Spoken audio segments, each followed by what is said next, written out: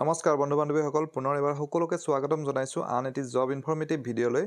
আজি আপোনালোকৰ বাবে লৈ আহিছোঁ আন এটি জব ইনফৰ্মেশ্যন। এডভাৰটাইজমেণ্টত টোটেল 1130টা পদৰ বাবে তেওঁলোকে এডভাৰটাইজমেণ্ট কৰিছে আৰু এই পোষ্টকেইটাৰ বাবে কেৱল ক্লাছ 12 পাছ হ'লে আপোনালোকে এপ্লাই কৰিব পাৰিব। গতিকে আপোনালোকে ভিডিঅ'টি শেষলৈ চাওক, গম পাব ক'ত ওলাইছে এই পোষ্টকেইটাৰ নাম কি, কোৱালিফিকেশ্যনটো ক্লাছ 12 পাছ হ'লে হ'ব। বাকি গোটেই ডিটেইলছখিনি আমি আলোচনা কৰিম। ইনফৰ্মেটিভ যেন পালে ভিডিঅ'টি লাইক আৰু শ্বেয়াৰ কৰিবলৈ নাপাহৰিব। যদি চেনেলটো এতিয়ালৈ ছাবস্ক্ৰাইব কৰা নাই তেনেহ'লে অসমৰ লগতে ভাৰতবৰ্ষৰ সকলো ধৰণৰ চাকৰিৰ বাবে চেনেলটো আজিয়ে ছাবস্ক্ৰাইব কৰি থওক। এইখন অফিচিয়েল এডভাৰটাইজমেণ্টখন আহিছে চেণ্ট্ৰেল ইণ্ডাষ্ট্ৰিয়েল ছিকিউৰিটি ফ'ৰ্চ অৰ্থাৎ CISFৰ পৰা। অনলাইন ৰেজিষ্ট্ৰেশ্যন অহা 31 আগষ্টৰ পৰা ষ্টাৰ্ট হ'ব, 30 ছেপ্টেম্বৰলৈ সময় থাকিব।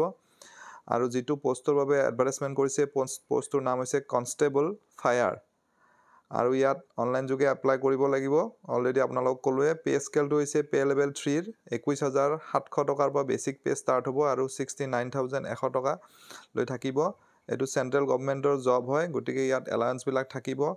অল ইণ্ডিয়া 1130টা ভেকেঞ্চি আছে, আপোনালোকে স্ক্ৰীণত দেখিছে। তাৰে ভিতৰত ইণ্টাৰেষ্টিংলি অসমত হাইয়েষ্ট পষ্ট আছে, অসমত 164টা পষ্ট আছে।